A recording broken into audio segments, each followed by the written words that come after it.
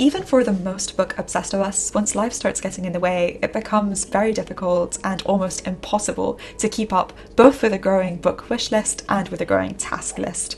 And this has definitely been the case for me. My name is Elizabeth, I'm a medical student and an artist living in London. And this year, for a while, I managed to read about a book a day, even though it was one of the busiest years of my life. The reason I was able to do this was because I completely changed the way that I read and what I used to read. So I just wanted to share my method in case you are also interested in reading more. The main change that I did was going from physical books to an app called Speechify. Speechify is an app that lets you upload any sort of text and it will read it out loud to you. In this video, I will go through exactly how to set things up in the app and how it works, and perhaps more importantly, exactly why this is so game-changing and how this can completely overthrow the way that you read and consume books. The way that you use Speechify is that you just download the app and then you can upload any sort of text. This can be a copy-pastable text, a PDF, an EPUB, iBook, anything basically can be uploaded to it. And in only a few seconds, it will convert it into an audio file. The beautiful thing about it is that you don't only have the voice you can listen to, but also you will have the text scrolling itself automatically through the screen and a highlighter going through the 2 or 3 words that are being said at a time, depending on your speed.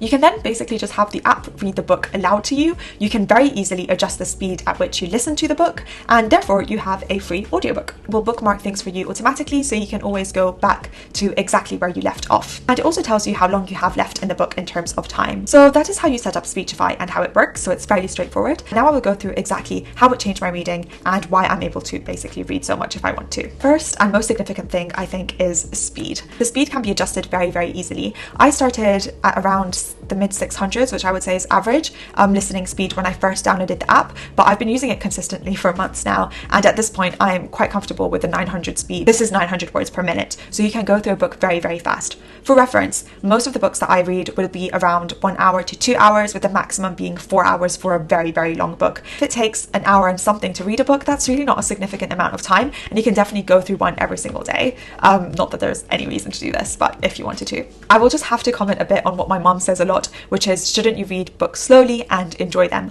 I fully agree with this. I would never use this method or read books for fun at this speed. I still use physical books for things like Virginia Woolf or things that I read for fun, which is mostly fiction. I will read very, very slowly in a week or two and really take my time and enjoy it. But alongside these, when there are informational books, I will read them very, very fast. And I feel that I have some reasons to do this.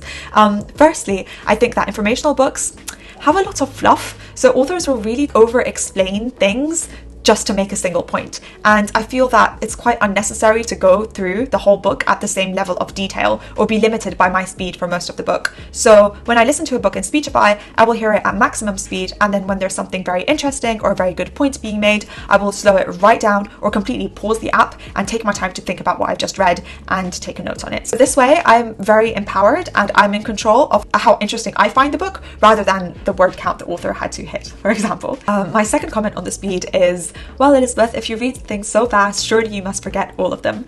And I agree with this. Yes, I do forget most of them. But the thing is, I always used to. Even if I read a book in like a month, if you would ask me half a year later what I remember, it would not be a lot. It would just be the things that I took notes on, and I would definitely need refreshers. I would not remember a lot from that book anyway. And I feel that it's the exact same thing with Speechify. So even though I read books so fast, I still pause at the things that I want to remember. So I remember them the same amount if I read them very, very slowly or if I read them extremely fast. So in the end of the day, I don't think that there is a significant difference in terms of retention for me in relation to how fast I read the book. The next benefit to using an app like Speechify is the fact that it is digital, and as you can see, I do have a lot of physical books and I love them. I think there's something really romantic and nice to just have a paper book and lie in bed and read it, or take physical notes, which I also used to do a lot. And I was quite snobbish when it came to ebooks before. I really hated them, and you can have a lot of benefit from having electronic books. The first being that you can read them absolutely everywhere. I do try to keep a paperback in my bag all the time,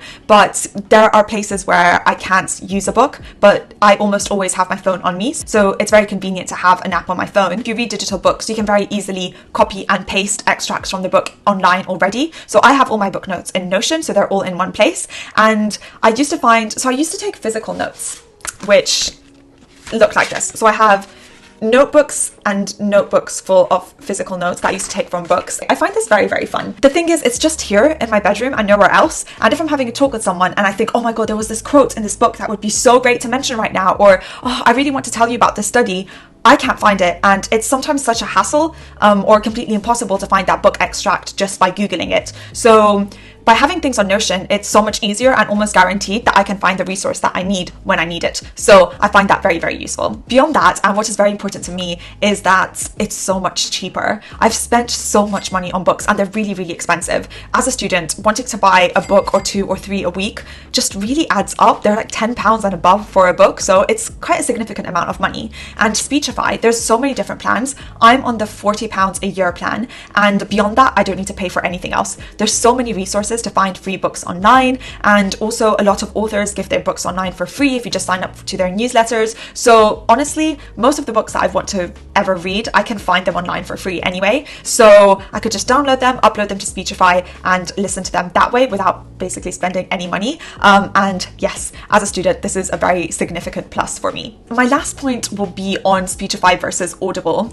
Now, I feel a certain way about Audible. I do think that it's honestly the gold standard when it comes to listening to books, because they are actually narrated by people and not AI machines. Nothing sounds like it. They're absolutely brilliant. It's very, very nice.